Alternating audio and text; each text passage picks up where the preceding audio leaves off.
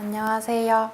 지난 시간에 한국 문화 교육이 어떻게 이루어지는지, 한국 문화 교육을 위해서 어떻게 해야 되는지와 그리고 문화 교사가 가져야 될 태도에 대해서 말씀을 드렸는데요.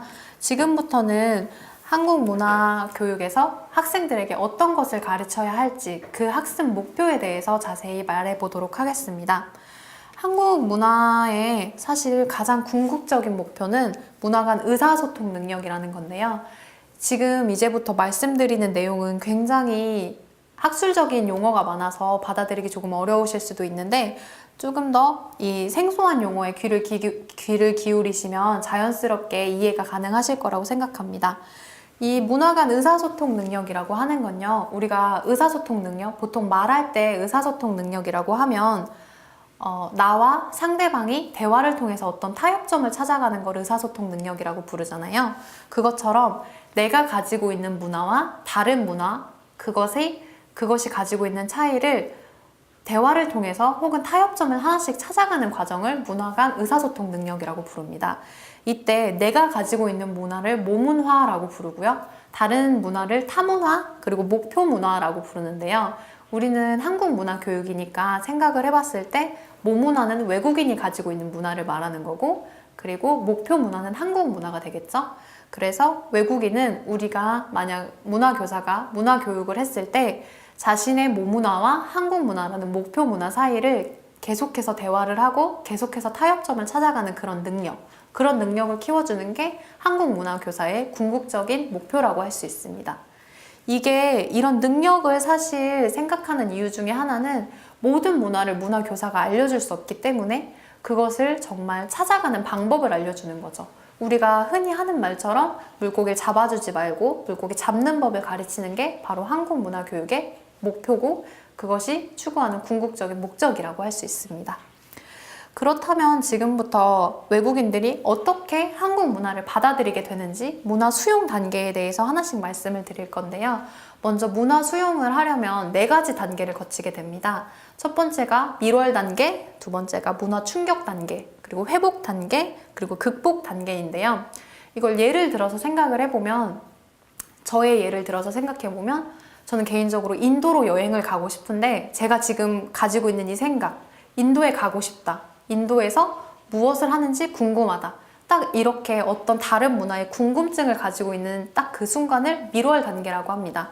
이 순간은 그 문화가 어떤지 혹은 좋은지 나쁜지에 대해서 평가를 하고 있는 게 아니라 그 문화에 대한 궁금증, 그것을 가지고 있는 것이 밀월 단계인 거죠.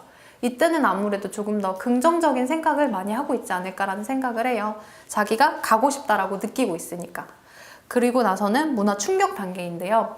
예를 들어 제가 인도에 갔을 때 문화적으로 그 사람들이 손으로 밥을 먹는 경우를 봤을 때, 그런 경우가 보통 모든 사람들이 그렇다는 건 아니지만 문화에 손으로 밥을 먹는 사람들을 봤을 때 저는 아무래도 젓가락과 숟가락, 도구를 이용해서 밥을 먹는 것에 익숙한 사람이기 때문에 문화적인 차이를 느끼고 그것은 어떤 충격으로 다가오게 됩니다.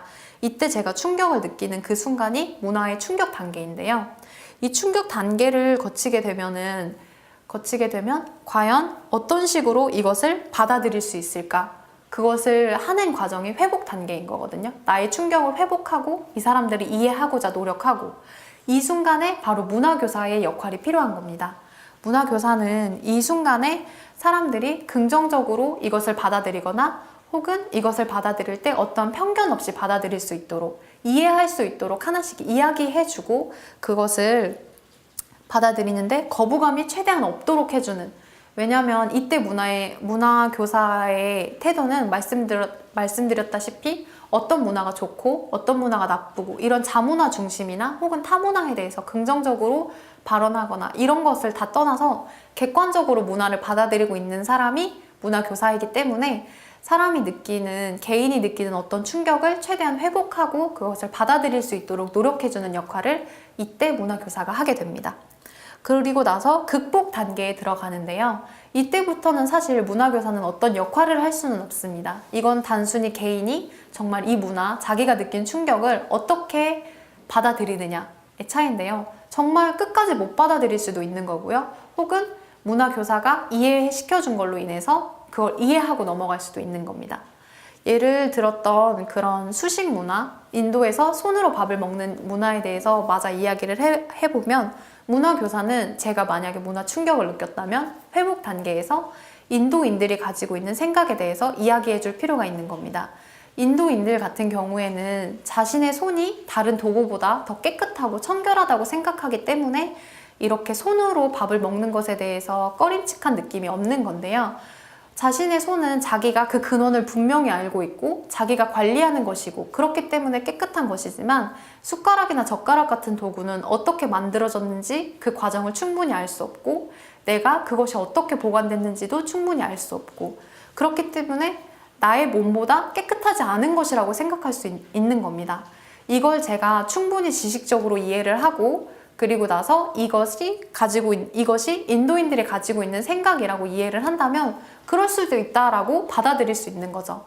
이런 회복 단계를